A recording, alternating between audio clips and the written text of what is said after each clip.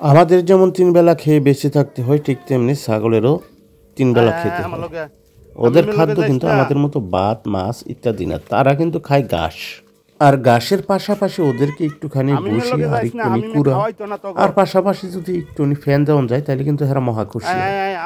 আজ ওদেরকে নিয়ে যাইতেছি বন্ধের মধ্যে ঘাস খাওয়ানোর লেগে। ওরা খুশির ছুটে আমার পিছু পিছু আইতেছে। অনেকের ছাগল আছে, ছাগল ধরে দড়ি ধরে টানাটানি করে ছাগলের, কিন্তু ছাগল আগায় না। আর আমার ছাগল গিলা দেখেন কি সুন্দর আমার পিছনে পিছনে দৌড়াইয়া আইতেছে। ওরা অত্যন্ত ভদ্র ও নম্র।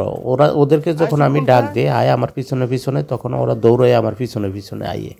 আর ওই যে উচ্চ বংশটা আছে না, হে তো আরও অ্যাডভান্স, হে আমগো আগে আগেই দৌড় পারে।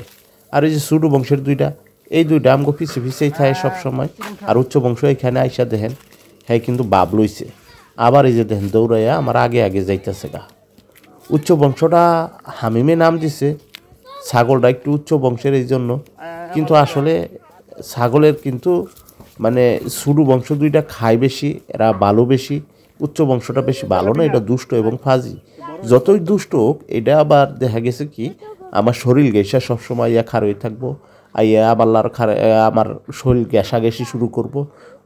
ওর গ্যাসাগ্যাসি দেখা মনে হয় ওরা একটু আদর করে দেয়।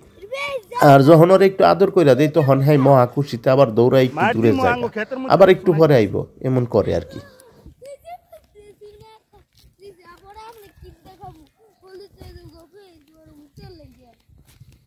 আমগো ফেস ক্ষেতের মধ্যে ছাগলে একটু সোনাই দিছে, লেগে হামিমে আবার কইতাছে ফেস বলে ওলুত হয়ে যাবো। কে লেগে ছাগল যে সোনাই দিছে এই জন্য।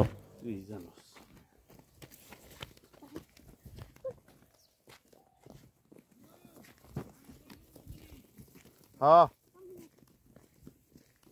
যা যা ওই যে হামিমে যাইতেছে কার তো থিয়া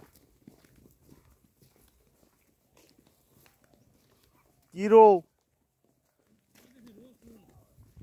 রসুন তো আমারও রং লাগবো। তোমার পিছনে একটা হুড়ছে মরিচ বন্ধের মধ্যে অনেক মানুষের পেঁয়াজ, রসুন, আলু ইত্যাদি লাগাইতেছে। আমারও একটুনি ক্ষেত আছে, কত আমি পেঁয়াজ লাগাইছি, কয়টা উস্তা সারা লাগাইছি। আর একটুনি ক্ষেতের মধ্যে একটু রসুন লাগামো। আর রসুন লাগামো যে ক্ষেতটা, সেই ক্ষেতটা এখনো রেডি হয় নাই, এই জন্য এখনো রসুন লাগাই নাই।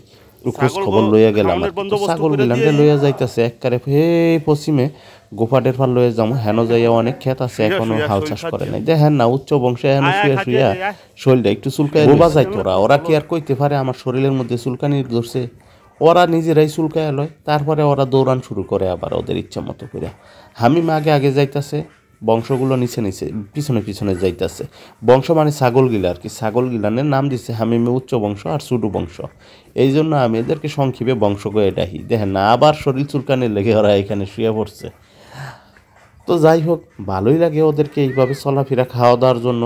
ওরা যেটা সেটা খায় না, আর যেখানে সেইখানে ওরা মানে দাঁড়াইব না। ওরা যেখানে ওদের খাওয়ানোর মতো জায়গা পাইব ওইখানে যাইয়া খারইয়া খাওয়া শুরু করব।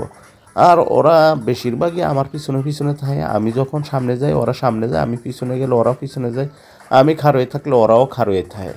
দেখতে দেখতে কথা কইতে কইতে আমরা এ পড়ছি আমগো বড় খালফার হইয়া ওই যে ওই পারে যে ক্ষেতগুলো দেখা যাইতেছে সেইটারই আমরা কই গোফাটের পার। আর আমরা হ্যান ওই যাম ছাগল গিলান লইয়া, আবার তো ছাগল গুলানে এনো দুইটা নাড়া ছাড়া খাইতেছে।